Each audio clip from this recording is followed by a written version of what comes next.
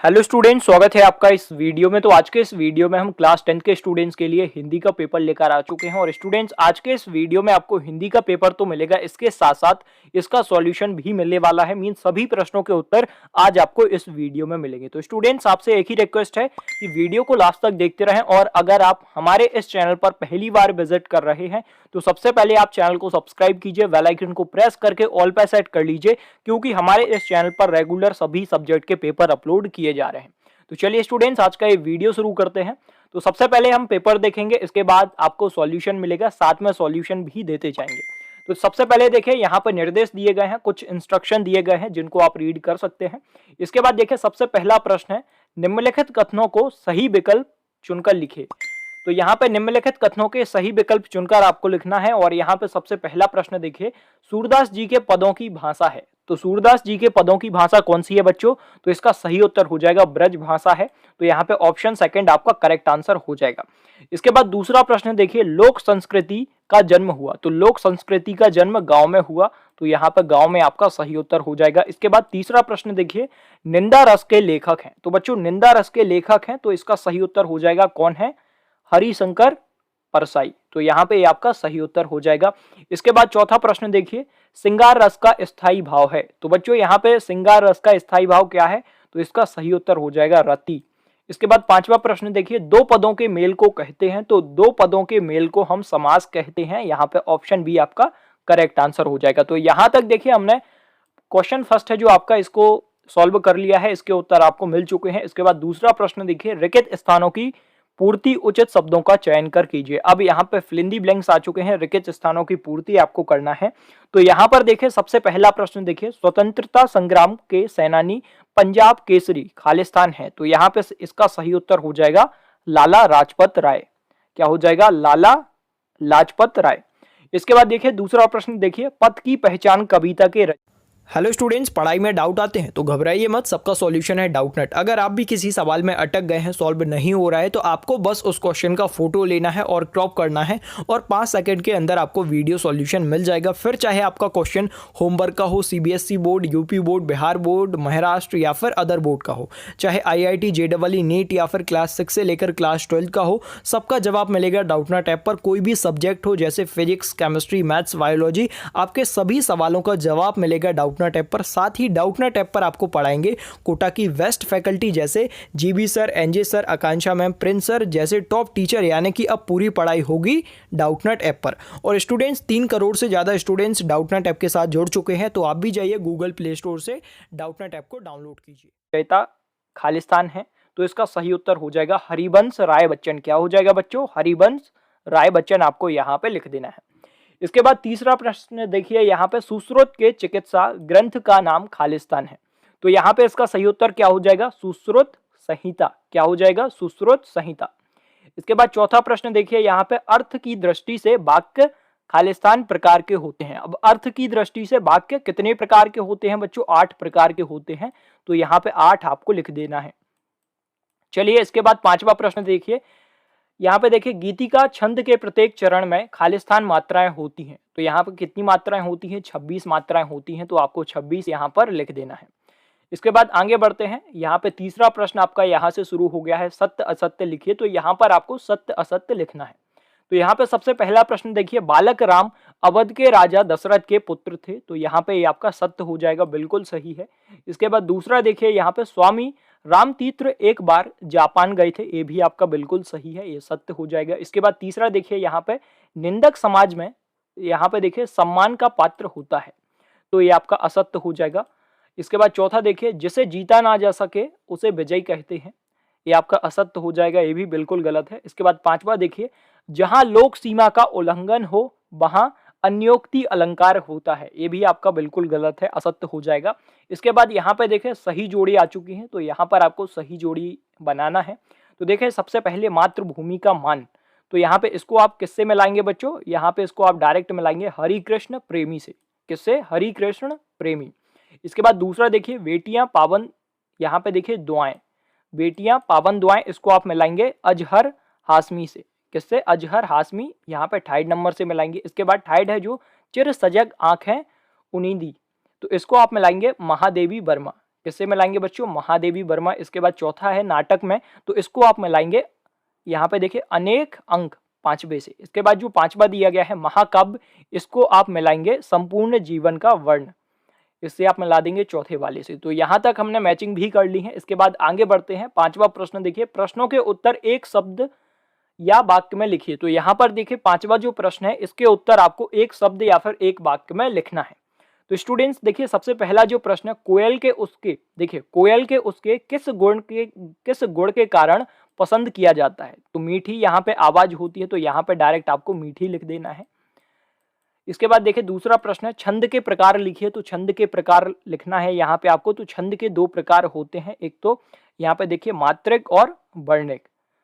यहाँ पे देखिए आप इसका आंसर यहाँ पे देख सकते हैं, यहाँ पे आपको पूरा आंसर मिल जाएगा और ये पीडीएफ भी आपको प्रोवाइड कराया जाएगा। तो देखिए यहाँ पर आपको मीठी लिख देना है। इसके बाद छंद के दो प्रकार होते हैं, तो यहाँ पे आपको लिख देना है सबसे पहले मात्रिक, इसके बाद वर्णिक, यहाँ पे आपको लिख देना है। इसके बाद तीसरा प्रश्न है, भगिनी निवेदिता का मूल नाम क्या था? तो यहाँ पे देखिए भगिनी निवेदिता का मूल नाम मार्गरेट था, तो यहाँ पे मार्गरेट आपको लिख देना है। इसके बाद चौथा प्रश्न देखिए, जगन्नाथ का संधि विच्छेद कर संधि का नाम लिखे। तो यहाँ पे जगन्नाथ शब्द जो आपको दिया गया है, इसका संधि विच्छेद करना है और यहाँ पे संधि का नाम भी आपको लिखना है।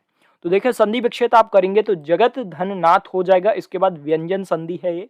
इसके बाद पांचवा प्रश्न देखिए, किन्हीं दो महाकाव्यों के नाम लिखिए। यहाँ पे के आएगा बच्चों, तो यहाँ पे सबसे पहला लिखना है आपको साकेत और इसके बाद कामायनी, इस तरीके से आपको लिख देना है। इसके बाद पांचवा प्रश्न आपका हो गया है। छठवां प्रश्न आपको स्क्रीन पर दिख रहा होगा। देखिए कुज्जा कौन थी, उसका उद्धार कैसे हुआ? तो यहाँ पे देखिए आपको प्रश्न यहाँ पे दिख जाएगा, जो छठवां प्रश्न है उद्धार कैसे हुआ। और यहाँ पे देखिए जो प्रश्न हम आपको प्रोवाइड करा रहे हैं, इनके उत्तर आपको मिल रहे हैं। तो यहाँ पे और में जो क्वेश्चन दिए गए हैं, इसमें से एक क्वेश्चन का उत्तर आपको दिया जाएगा। तो देखिए सबसे पहले, कुब्जा कंस की नौकरानी थी, उसका काम कंस को नित्य माथे पर चंदन लगाना होता था। जब कृष्ण मथुरा में पहुंचे तो सबसे पहले उनसे कुब्जा का ही सामना हुआ। भगवान कृष्ण ने कुब्जा के कुब्ज हाथ पर रखा तो वह अनुपम सुंदरी बनकर उद्धार पा गई।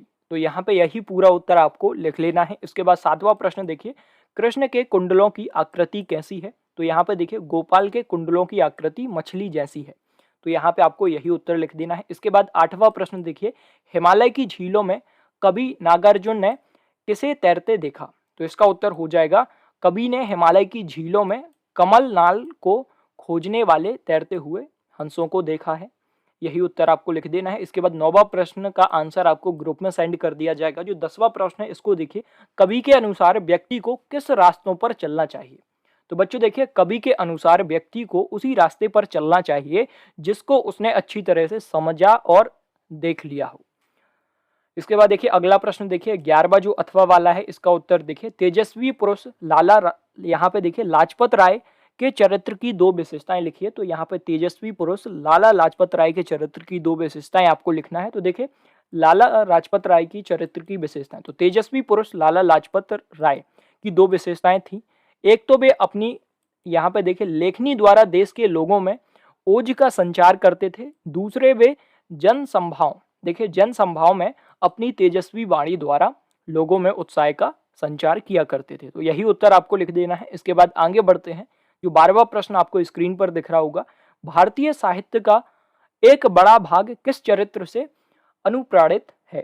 तो इसका उत्तर देखिए, भारतीय साहित्य का एक बड़ा भाग कृष्ण चरित्र से अनुप्राणित है। तो यही उत्तर आपको लिख देना है। इसके बाद 13वां प्रश्न आपको स्क्रीन पर दिख रहा होगा, महाराणा लाखा वीर सिंह के किस गुण से प्रभावित हुए? तो देखिए यहाँ पे इसका उत्तर देखिए, महाराणा यहाँ पे देखिए लाखा वीर सिंह की वीरता के गुण से प्रसन्न हुए। तो यही उत्तर आपको लिख देना है। इसके बाद 13वें जो प्रश्न तक यहाँ पर हमने कर लिए हैं, इनके उत्तर आपको मिल चुके हैं। इसके बाद जो 14वां प्रश्न आपको स्क्रीन पर दिख रहा होगा, खंड काव्य एवं महाकाव्य में अंतर लिखे। तो यहाँ पे खंड काव्य और महाकाव्य में आपको अंतर लिखना है। तो सबसे पहले देखिए यहाँ पे महाकाव्य लिखा हुआ है, महाकाव्य की परिभाषा लिखी हुई है, महाकाव्य क्या होता है। इसके बाद खंड काव्य क्या होता है, यहाँ पे इसके बारे में लिखा हुआ है। तो आप चाहें तो स्क्रीनशॉट ले सकते हैं या फिर वीडियो को पॉज करके इसका आंसर नोट कर सकते हैं। तो देखिए सबसे पहले देखिए यहाँ पे महाकाव्य में किसी महापुरुष के समस्त जीवन की कथा होती है। इसमें कई सर्ग होते हैं। इसके बाद देखिए मूल कथा के साथ प्रासंगिक कथाएं भी होती हैं। महाकाव्य का प्रधान रस श्रृंगार वीर अथवा शांत होता है। इसके बाद दूसरा देखिए यहाँ पे खंड काव्य में जीवन का खंड चित्रण होता है। इसका नायक यशस्वी होता है। और देखिए यहाँ पे सीमित कलेवर में इसकी कथा अपने आप में पूर्ण होती है। तो यही पूरा उत्तर आपको लिख लेना है। इसके बाद जो 15वां प्रश्न है वो आपको स्क्रीन पर दिख रहा होगा। दीपक से मानव जीवन की तुलना किस रूप में की गई है? तो इसका उत्तर देखिए सबसे पहले देखिए दीपक से मानव जीवन की तुलना इस प्रकार की है जैसे दीपक को बनाने से पूर्व कुम्हार मिट्टी को कूटता और कंकड़ पत्थर निकालकर उसे साफ सुथरा करके देखिए यहाँ पे पैरों से रौंदकर मिट्टी को गूंद कर यहाँ पे देखिए अच्छे से लिखना है आपको, लोंदों का रूप देखकर चाक पर रख देता है तथा धूप में सुखाकर तथा आग पर तपाकर दीपक की आकृति प्रदान करता है। तो यही पूरा उत्तर आपको लिख देना है। और यहाँ पे अगर कोई भी चीज़ आपको समझ में नहीं आती है तो आप कमेंट करके हमें बता सकते हैं। इसके बाद 16वां प्रश्न है, इसका उत्तर आपको बाद में प्रोवाइड करा दिया जाएगा। इसके बाद देखिए यहाँ पे 17वां जो प्रश्न है ये आपको स्क्रीन पर दिख रहा होगा। सुश्रुत संहिता का संक्षिप्त परिचय दीजिए। तो यहाँ पे सुश्रुत संहिता का संक्षिप्त परिचय आपको देना है और पूरा उत्तर आपको स्क्रीन पर दिख रहा होगा। यही उत्तर आप वीडियो को पॉज करके लिख सकते हैं। तो यहाँ पे देखिए सुश्रुत संहिता में शल्य चिकित्सा, दंत चिकित्सा और अस्त्र चिकित्सा का वर्णन मिलता है। सुश्रुत संहिता में 101 यंत्रों का वर्णन है। इन यंत्रों के नाम पक्षियों व पशुओं के नाम पर दिए गए हैं, जैसे सहमुख, यहाँ पे देखिए गृदमुख, यहाँ पे देखिए मक्रमुख आदि। ये यंत्र आधुनिक यंत्रों की भांति उपयोगी थे। इनके अतिरिक्त 20 और भी यहाँ पे देखिए शल्य यंत्रों का वर्णन है और इनके नाम है मंडलाय, करपत्र, मुद्रिका, बहिमुख। ये औजार देखिए यहाँ पे लोहे और चांदी से बने होते हैं। तो पूरा उत्तर यहाँ पे दिया हुआ है, काफ़ी लंबा आंसर है। अगर इसको रीड करेंगे तो वीडियो काफ़ी लंबा हो जाएगा। तो आप एक काम कीजिए, वीडियो को पॉज कीजिए और इसका आंसर राइट कर लीजिए। और टेलीग्राम की लिंक आपको बच्चों डिस्क्रिप्शन में मिल जाएगी, तो टेलीग्राम ग्रुप को जरूर ज्वाइन करें क्योंकि वहाँ पर सभी सब्जेक्ट के PDF अवेलेबल हैं। इसके बाद आगे बढ़ते हैं। यहाँ पे 18वां जो प्रश्न आपको स्क्रीन पर दिख रहा होगा। तो देखिए निम्नलिखित का संधि विच्छेद कर संधि का नाम लिखिए। तो यहाँ पे निम्नलिखित जो आपको यहाँ पे 3 शब्द दिए गए हैं, इनका संधि विच्छेद आपको करना है। तो सबसे पहले देखिए सदाचार, दूसरा है जगदीश और तीसरा है विद्यालय। तो सबसे पहले सदाचार देखिए, सदाचार का संधि विच्छेद होगा सत धन आचार और यहाँ पे संधि का नाम है व्यंजन संधि है इसमें। इसके बाद दूसरा जगदीश, तो यहाँ पे संधि विच्छेद करेंगे तो जगत धन ईस हो जाएगा और संधि इसमें भी व्यंजन संधि है। इसके बाद तीसरा है विद्यालय, संधि विच्छेद होगा विद्या धन आलय, तो यहाँ पे संधि का नाम हो जाएगा दीर्घ संधि है इसमें। तो यही आपको लिख लेना है। इसके बाद 19वां जो प्रश्न है देखिए वक्रोक्ति, यहाँ पे वक्रोक्ति अलंकार की परिभाषा उदाहरण सहित लिखिए। तो यहाँ पे उदाहरण सहित परिभाषा लिखी हुई है। सबसे पहले तो आपको परिभाषा देखने को मिलेगी, इसके बाद उदाहरण भी आपको यहाँ पे देखने को मिल जाएगा और यही उदाहरण यही परिभाषा आप लिख सकते हैं। वीडियो को पॉज कीजिए और इसका आंसर नोट कर लीजिए। इसके बाद स्टूडेंट्स आगे बढ़ेंगे। 20वां प्रश्न आप देखिए, छायावादी काव्य की विशेषताएं लिखिए एवं आवश्यकताएं भी लिखिए। अब छायावादी काव्य की विशेषताएं सबसे पहले आपको यहाँ पे लिखना है और इसकी आवश्यकताएं भी आपको लिखना है। तो सबसे पहले देखिए छायावादी काव्य की विशेषताएं निम्नलिखित हैं, तो इसकी विशेषताएं यहाँ पर लिखी हुई हैं और यही आपको लिख देना है। आवश्यकताएं भी लिखी हुई हैं। इसके बाद आगे बढ़ते हैं स्टूडेंट्स। एक बार आप वीडियो को पॉज करके स्क्रीनशॉट ले सकते हैं या फिर वीडियो को पॉज करके इसका आंसर डायरेक्ट नोट कर सकते हैं। इसके बाद 21वां प्रश्न आपको स्क्रीन पर दिख रहा होगा, जीवनी एवं यहाँ पे देखिए आत्मकथा में अंतर लिखिए। यहाँ पर न लिखा हुआ है स्टूडेंट्स, तो आपको कंफ्यूज नहीं होना है।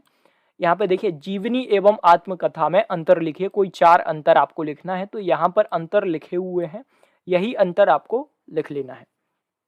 इसके बाद आगे बढ़ते हैं। 22वां प्रश्न देखिए, तुलसीदास अथवा महादेवी वर्मा की काव्यगत विशेषता निम्नलिखित बिंदुओं के आधार पर लिखिए। तो यहाँ पे सबसे पहले रामचरितमानस और यहाँ पे रामलाल नहछू, इसके बाद वैराग्य संदीपनी। तो इनके आधार पर आपको इन रचनाओं के आधार पर विशेषताएं लिखनी है। तो यहाँ पे देखिए सबसे पहले यहाँ पे देखिए आ वाली जो दी हुई है, यहाँ पर आप देख सकते हैं पूरा आंसर लिखा हुआ है रामचरितमानस के बारे में। तो यही पूरा उत्तर आपको लिख लेना है। वीडियो को पॉज करके आप लिख सकते हैं। इसके बाद आगे देखिए यहाँ पे बा में कला पक्ष, मैं यहाँ पे स्क्रॉल करते जा रहा हूँ, आप वीडियो को पॉज करके लिख सकते हैं। आप चाहें तो स्क्रीनशॉट भी ले सकते हैं। इसके बाद आगे बढ़ेंगे। 23वां प्रश्न आपको स्क्रीन पर दिख रहा होगा, वासुदेव शरण अग्रवाल अथवा रामवृक्ष बैनीपुरी का साहित्यिक परिचय निम्नलिखित बिंदुओं के आधार पर लिखिए। तो यहाँ पर रचनाएं देखिए। सबसे पहले वासुदेव शरण अग्रवाल की प्रमुख कृतियां निम्न है। तो यहाँ पे निबंध संग्रह है, यहाँ पे इसके बाद है समीक्षा। तो यहाँ पे देखिए इसका उत्तर भी यहाँ पर पूरा लिखा हुआ है, आपको यही उत्तर लिख लेना है। वीडियो को पॉज करके भी आप इसका आंसर लिख सकते हैं या फिर स्क्रीनशॉट भी ले सकते हैं। और टेलीग्राम ग्रुप को ज्वाइन कर लीजिए, तो वहां पर आपको डायरेक्ट पीडीएफ मिल जाएगा। इसके बाद 24वां प्रश्न यहाँ पर आपको स्क्रीन पर दिख रहा होगा, निम्नलिखित में से एक पद्यांश की व्याख्या करना है। आपको व्याख्या करना है और प्रसंग लिखना है। तो यहाँ पे देखिए सबसे पहले संदर्भ लिखा हुआ है, संदर्भ आपको लिख लेना है। ऊपर जो यहाँ पे देखिए पद्यांश दिया हुआ है, इसकी व्याख्या की गई है यहाँ पर, तो संदर्भ लिखना है। इसके बाद प्रसंग लिखना है और इसके बाद वाक्य लिखना है और विशेषण आप लिख सकते हैं, लेकिन एग्जाम में अगर ना लिखें ये तो भी चल जाएगा। इसके बाद आगे बढ़ते हैं। आप एक बार वीडियो को पॉज करके स्क्रीनशॉट ले लीजिए। इसके बाद देखिए 25वां प्रश्न आपको यहाँ पर दिख रहा होगा और इसका आंसर भी आपको व्हाट्सएप ग्रुप में मिल जाएगा या फिर टेलीग्राम ग्रुप पर सेंड कर दिया जाएगा। 26वां प्रश्न देखिए, निम्नलिखित गद्यांश को पढ़कर नीचे लिखे प्रश्नों के उत्तर लिखिए। तो यहाँ पे उत्तर दीजिए, लिखिए। तो यहाँ पर देखिए गद्यांश आपको दिया हुआ है, गद्यांश आप देख सकते हैं। 26वां जो आपका प्रश्न है इसको देखिए। ओके, यहाँ पर आपको दिख रहा होगा ये गद्यांश आपको दिया गया है, इसको पढ़कर नीचे कुछ प्रश्न पूछे गए हैं, इनके उत्तर लिखना है। तो उपयुक्त गद्यांश का उचित शीर्षक लिखिए। तो उचित शीर्षक क्या हो जाएगा, स्वस्थ शरीर। इसके बाद दूसरा प्रश्न है अनमोल क्या है, तो हमारा शरीर अनमोल है। इसके बाद शुद्ध एवं असली शब्दों के विलोम शब्द लिखिए। तो शुद्ध का हो जाएगा अशुद्ध और असली का हो जाएगा नकली। इसके बाद 27वां प्रश्न देखिए, अथवा वाला प्रश्न यहाँ पे किया गया है, अपने प्रचार को शुल्क मुक्ति हेतु आवेदन पत्र लिखिए। तो बच्चों यहाँ पर आवेदन पत्र लिखा हुआ है, आप चाहें तो स्क्रीनशॉट ले सकते हैं या फिर वीडियो को पॉज करके इसका उत्तर लिख सकते हैं। तो यही आपको पत्र लिख देना है। इसके बाद आगे बढ़ते हैं। यहाँ पे 28वां प्रश्न देख लीजिए, निम्नलिखित में से किसी एक विषय पर यहाँ पे देखिए सारांशित यहाँ पे निबंध लिखिए। तो यहाँ पे आपको निबंध लिखना है, स्पेलिंग मिस्टेक है, इग्नोर कीजिए इसको। और निबंध आपको लिखना है। तो यहाँ पर टॉपिक दिए गए थे, उसमें से विद्यार्थी जीवन पर निबंध लिखा हुआ है। तो यहाँ पे सबसे पहले प्रस्तावना आपको देखने को मिलेगी। प्रस्तावना में 7 पॉइंट है टोटल। सबसे पहले अनुशासित जिंदगी, अनुशासन का महत्व, अनुशासन के प्रकार, अनुशासन का तात्पर्य, अनुशासनहीनता के कारण, विद्यार्थी एवं अनुशासन और उपसंहार। तो यही आपको लिख लेना है। मैं एक बार आपको पूरा निबंध दिखाता हूँ। तो पॉइंट में आपको लिखना है और पूरा पॉइंट वाइज यहाँ पे लिखा हुआ है, टोटल 7 पॉइंट है। तो यही आपको अपनी कॉपी में लिख लेना है। इसके बाद आगे बढ़ते हैं स्टूडेंट्स। जो आपका लास्ट यहाँ पे प्रश्न बचा हुआ है इसको देखिए, उपसंहार छात्र देश के भाग्य विधाता हैं। तो यहाँ पे देखिए प्रश्न आपको दिया गया है, यहाँ पर रूपरेखा आपको तैयार करना है। तो यहाँ पर रूपरेखा आपको दिख रही होगी, यही रूपरेखा आपको लिख लेना है।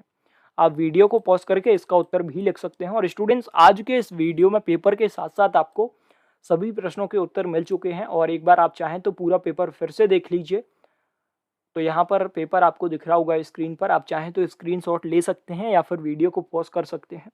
और स्टूडेंट्स अगर वीडियो पसंद आया हो तो वीडियो को लाइक कीजिए और हमें सपोर्ट करते रहिए। और अगर कोई भी दिक्कत आती है तो आप कमेंट करके हमें बता सकते हैं। तो चलिए स्टूडेंट्स आज के इस वीडियो में इतना ही। और टेलीग्राम ग्रुप पर आपको सभी सब्जेक्ट के पीडीएफ मिल जाएंगे, सभी सब्जेक्ट के पीडीएफ अवेलेबल हैं, प्री बोर्ड पेपर आपको मिलेंगे।